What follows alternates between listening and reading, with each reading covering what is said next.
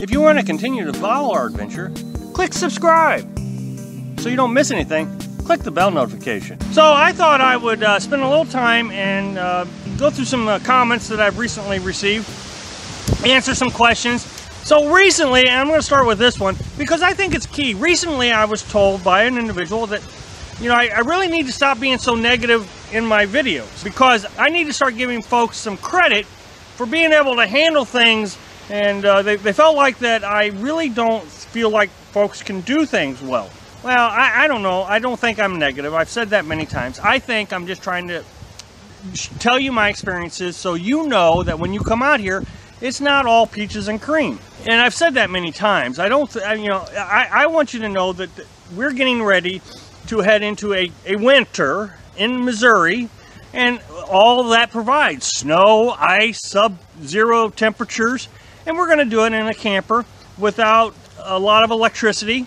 This isn't negative, this is just the reality of the lifestyle. 2 winters in a row now we have not been able to stay in a warm area the entire winter. The first time was in a pop-up, and the second time we're in our truck camp. What I found interesting though is this same person, after our carbon monoxide detector went off in the middle of the night, she all of a sudden seemed like that she was really concerned that we were not going to be able to survive this winter. I think maybe my videos are actually starting to do what I hope to do and educate folks that it may not be as easy as you first assumed. And I'm glad this person stuck around long enough to learn that, okay, I'm not being negative, we're going to be in a winter, and as a result, if we didn't have the carbon monoxide detector, we probably wouldn't be alive today. Now, that being said, I've actually had 4 or 5 folks comment about us quitting the lifestyle now. That now that we're in Missouri and we're going to have to go through the winter, that maybe either quit or just pause and go get an apartment. Well, first of all, I'm not sure that's necessary.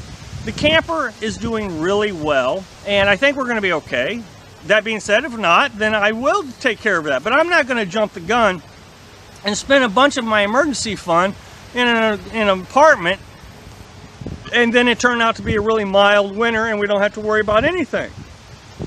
So I'm not ready to quit, but the thing is it's an emergency fund. And you're going to have to recognize that not everything is going to work like you had hoped when you started this lifestyle. If you're going to come out here and live, you're going to have to recognize, well, I'm going to have to get through a winter. And if an emergency does happen, then I have the emergency fund. But I'm not going to spend an emergency fund on something that's not an emergency yet. Yeah, it's been a little chilly. Carbon monoxide detector did go off, but that doesn't mean that I'm in an emergency. Carbon monoxide detectors go off in a house too. That's why we have carbon monoxide detectors.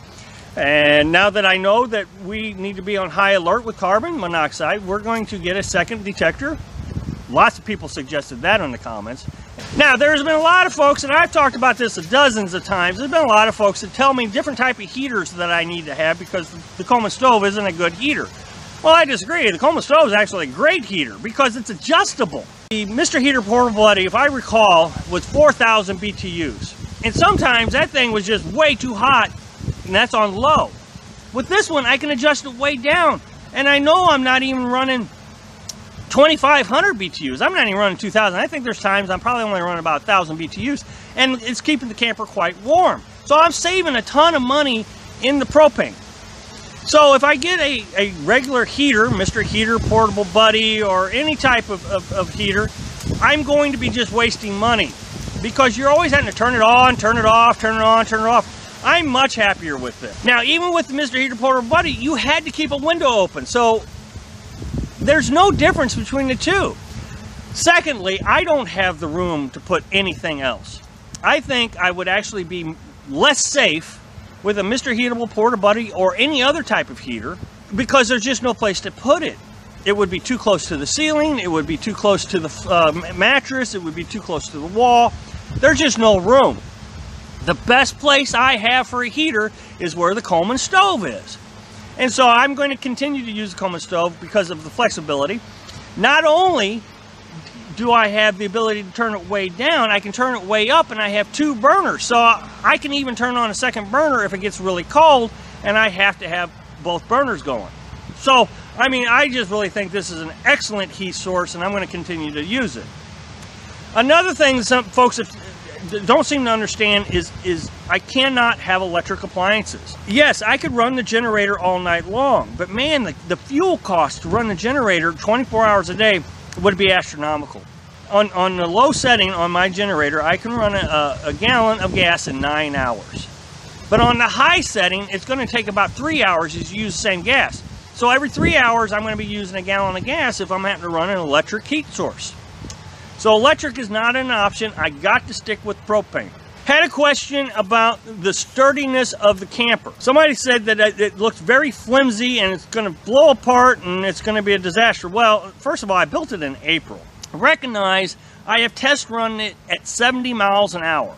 It is a very sturdy camper.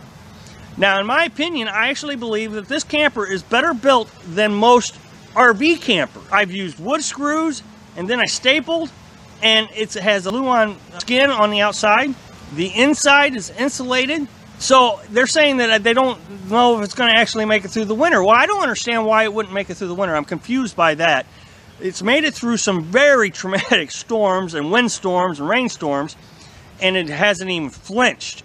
It has just been solid all the way through. So I'm not sure exactly what the winter is going to do to it. I do recognize I have said that I'm worried about the bowing in the roof. I did not design it to hold a lot of weight on the roof. So if it snows, there's going to be a problem with the weight on the roof. Daryl up in Canada suggested that if I put a tarp on top of the roof, when it's snowing, I can go out every few hours and just pull the tarp off, all the snow comes off. So I don't even have to try to support that.